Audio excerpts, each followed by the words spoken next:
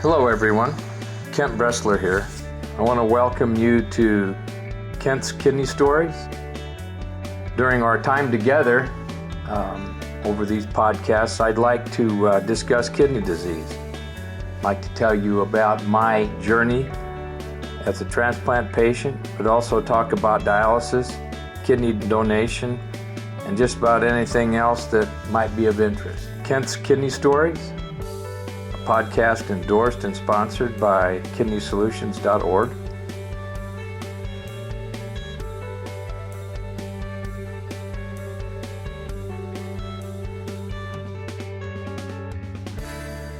Good afternoon, everyone. This is Kent.Bressler, and we're broadcasting or talking for the very first time on this podcast in Westfall Library in San Antonio, Texas. It's a mere 97 degrees out, but we're in a nice air-conditioned part of the library, and I've got my good friend Jason Nunez with me. Jason's kind of running our audio on this. This is the first time I've ever done anything like this, so I must tell you, not only am I a little frightened, but I'm excited. So Jason, thank you very much. I really do appreciate all your help. Not a problem, Kent. Thank you very much for asking me to join you on this project here. Definitely, I'm very happy to be a part of it, and I'm definitely happy to hear that you're nervous, because to me personally, what that means is that you're going outside your comfort zone, and we really can't grow until we push ourselves beyond that. So kudos to you for definitely doing that. When I get nervous and excited about things at the same time, I always go to prayer, and I'm going to offer up a short prayer this afternoon just to get myself ready, and hopefully it'll prepare you to listen to this short podcast. Dearest Lord, I want to thank you for the opportunity to come here and to talk about kidney disease and what we can do about it, but we know that all that we can do is what you proceed and help us to do. Our faith is in you. Give me the power and the strength to take this information to all the people that are going to listen and that will listen in the future. I ask this all in your name, amen. Well, I think probably the best way to do this is to tell you that I'm a registered nurse. I have a master's degree in health systems management, but most of all, I'm a kidney patient. And I want to give you my email address and my phone number so that you can write them down, because my phone line is open, as is my email. And if you want to email and ask questions, or if you want to email me to debate issues that I might have said or contradict, that's fine. This is an open forum. I have no desire to advocate for anybody who doesn't want it. But I do advocate for kidney patients, whether they be on dialysis, whether they be undiagnosed, or if they've had a transplant, at any stage, anytime, anywhere.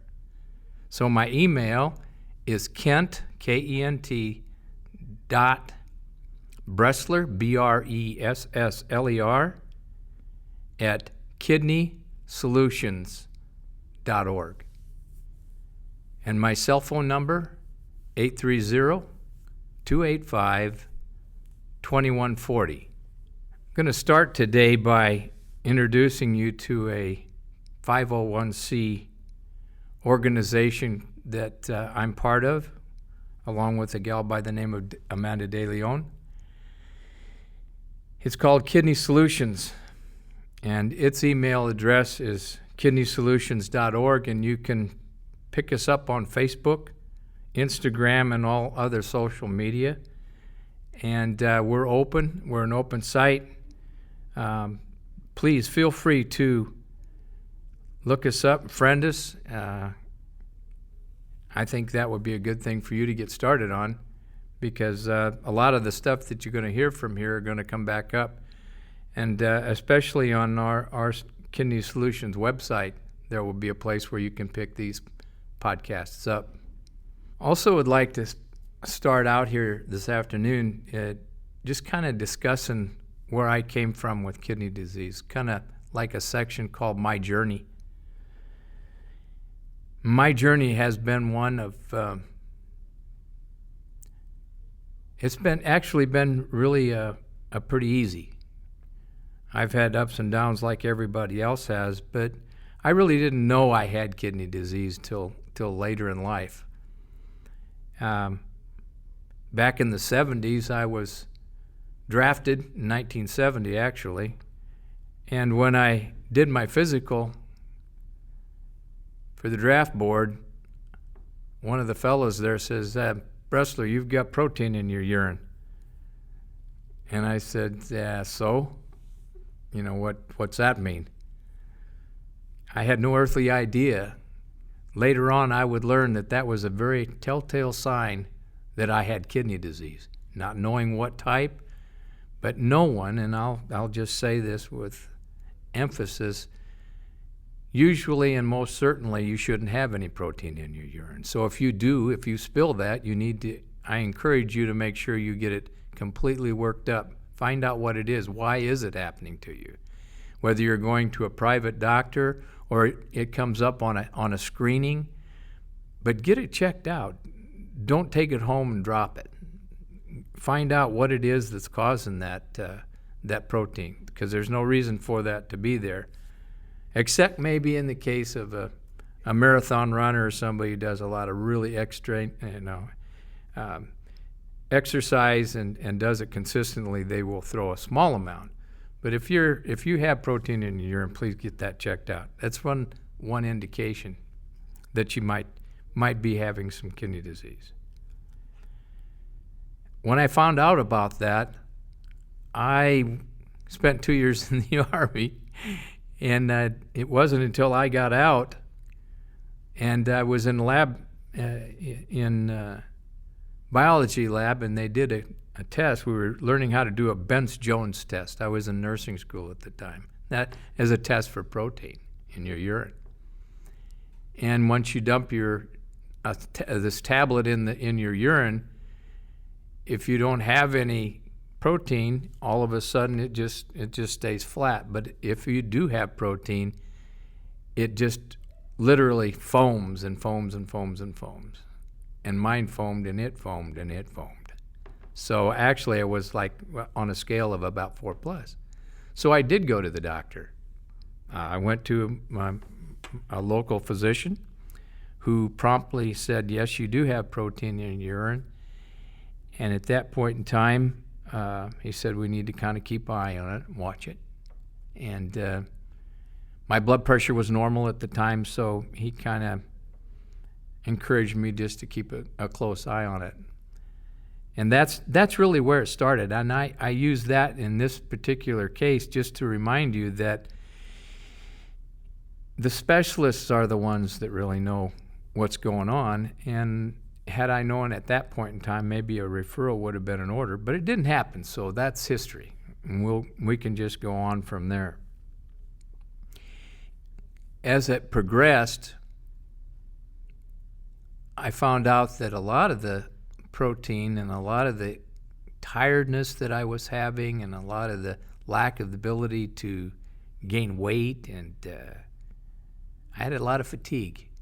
And those are all strong signs that I had kidney disease. So once I was able to, once I was able to get to see a nephrologist, and this is accelerating a little bit, I was biopsied. That biopsy showed that I had what they called focal segmental glomerular nephritis, FSGS. Just one of many different types of kidney disease. And that was diagnosed affirmatively on biopsy. So fortunately for me, I had a great doctor here in San Antonio.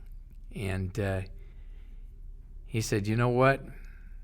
I think it's time for you to think about getting a transplant. At some point in time, you're going to need one." So we went through an interview process with him, and he asked if I had brothers, and I did. And as it turned out, I was transplanted in 1987, which was 32 years ago. My brother gave me a kidney. And so I've been living with his kidney for 32 years. And not only is it a blessing, but it has allowed me many, many, many opportunities to work with people with kidney disease, but most importantly, it helped me to be able to raise my family and work. It really made a big difference. And I applaud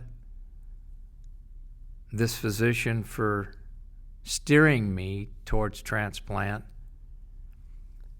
and knowing that it would be a good thing for me because I was only 37 years old at the time and I had 2 children. And they were both young ones and just starting high school, and the other was in middle school. So it's been a blessing to have him get me pointed in the right direction. And I encourage all of you to think about that in the long run. If you're diagnosed early, to think about transplant. There's nothing wrong at all with dialysis, except that it takes a lot out of you, and we'll go into that later on, and not today, but later on we'll talk specifically about dialysis.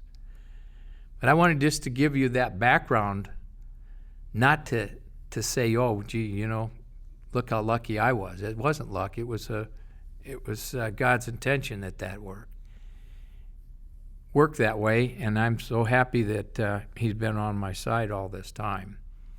One of the most important things I think we need to remember with this disease process, this kidney disease, really doesn't go away. Stays with us all the time, whether we have a transplant or not. Transplant's not a cure. A transplant is a remedy, just like dialysis is a remedy, but it has a better option for me than dialysis at the time. And back then, 32 years ago, we didn't have all these lab tests that specifically talked about how bad your kidney function was. But I can tell you a normal creatinine at that time was 0.8 to 1.2. My creatinine at surgery was 17. Probably went as far as I could without getting really, really, really sick. And I did have 2 sessions of dialysis at the recommendation of my physician. He felt that it would be try to get it down before I went to surgery. Well, it didn't. So 2 sessions, one on a Tuesday and one on a Thursday, and I was transplanted on a Friday. And I want to give a shout out to my brother if he's listening, or if he gets to listen to this podcast. You just don't know how important you are to me, and I want you to know that I love you from the bottom of my heart. A living donor is a blessing, and it saved my life. So that's just part of my journey, and hopefully when we go through this process, this podcast, we're going to spend a lot of time talking about my journey, but also we're going to talk about ways to get your journey going. I think there's something like 30 million people in the United States with kidney disease, and a large majority of them don't know they have it yet. So it's imperative that if you do find out that you have it, don't despair. There are people out there who are more than willing to help you, guide you, and assist you. And there are plenty of well-trained nephrologists, physicians that can get you through this process. Now,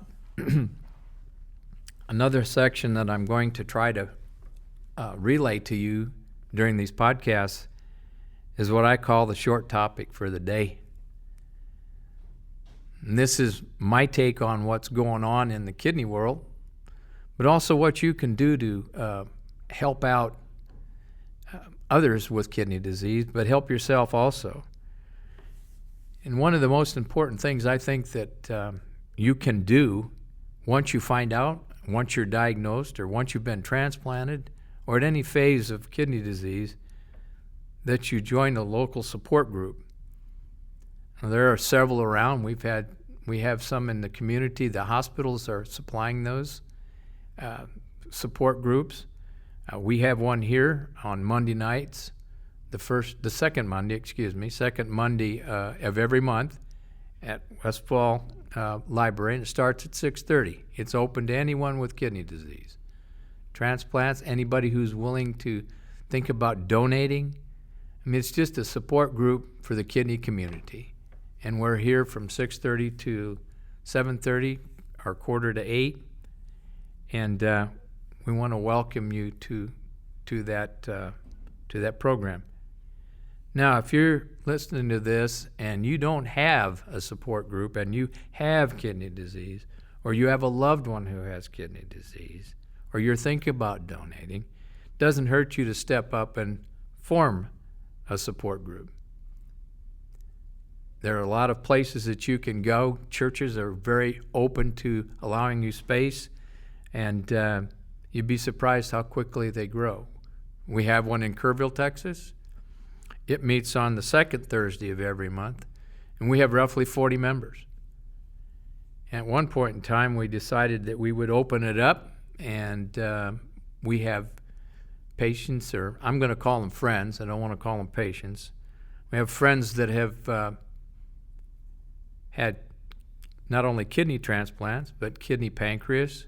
We have patients who have heart transplants, liver transplants, and so it's all come, and they're welcome. And I think even though we haven't said it yet here, that may be the way we'll go with our plan here for our support group here in San Antonio. We're not competing against other support groups. You can go to any support group at any time, and I would encourage you to do that. If you know that the hospital's got a support group,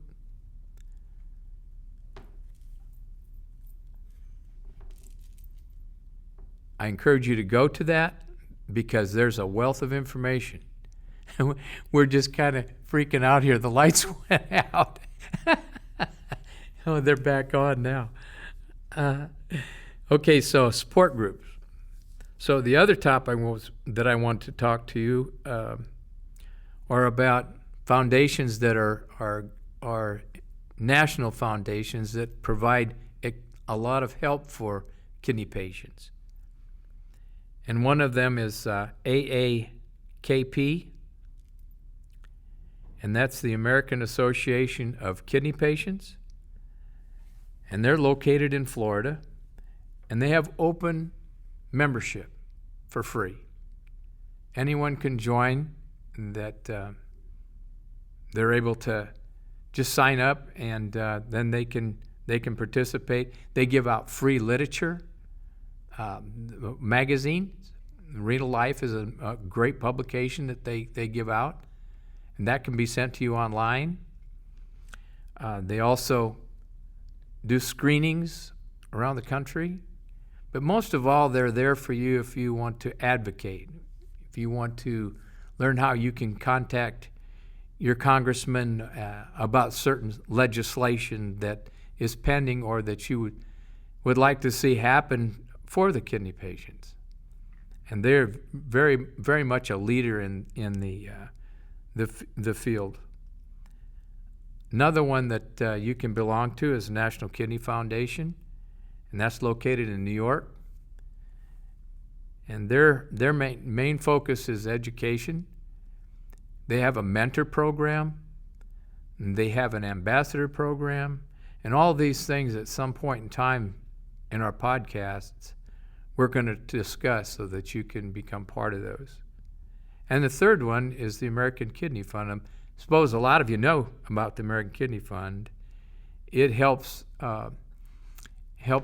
with medications. If a person doesn't have money for medications, or if they run out of medications, they have a fund that they have set aside to help. So these are the big organizations, and you can join one, you can join them all, because there's nothing better than to have membership in all of these. Doesn't cost you anything. Just time, and there you can go to find them on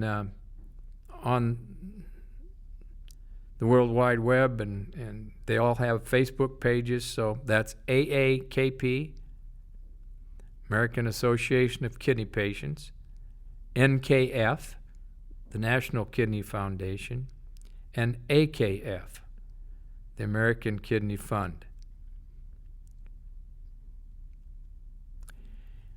I haven't said much about my partner and friend at Kidney Solutions, but I want to take a little time to talk about Amanda De Leon.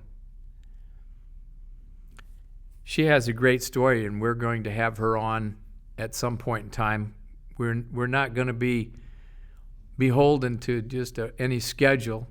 We want this to be free and easy, and trust me, it's tough enough to get people in and talk to them. So Amanda will be here at some point in time to give her story, so I won't tell you any more than that she's a donor. She actually gave a kidney to her father. And I'll tell you how that worked out, because that was very, very interesting. And she had a lot of issues trying to navigate the system. She was able to successfully navigate it, and I might add that both of them are doing well. So I think at this point in time, I want to also thank Nathan. He helped us. He's one of the staff members here at Westfall Library. He's very, very cordial, very conscientious, and he helped set up all of the stuff we have for the support group. But they also provided this room for us, which is a perfect environment for us to do this podcast. I want to also, in closing, remind you that you are your best advocate. That's you yourself. No one can advocate for you better than yourself. I want you to take care of yourself. If you are doing so, I applaud you. If you're struggling with that, there are ways to deal with that. Don't let it get out of hand. I ask you, are you following a correct diet? Are you doing your daily exercise? Are you taking your medications like they're prescribed for you on a timely basis without missing doses? Are you controlling your BP? And are you maintaining your weight? Now that applies across the board for kidney disease. If you're doing all of those things to the best of your ability, you're in great shape. It affords you an opportunity to have energy, whether you're on dialysis, whether you were just first diagnosed and you're working out a plan to either be transplanted or go on dialysis. Remember, you make the decision. You are your own advocate, and nothing happens unless you approve it. So get your information straight, know your numbers, know what you're doing about your kidney disease, but most of all, pray. Give yourself an opportunity to learn, and surround yourself with people that have experienced it and know about it, and that's your physicians and other people who have actually had a transplant and or are on dialysis.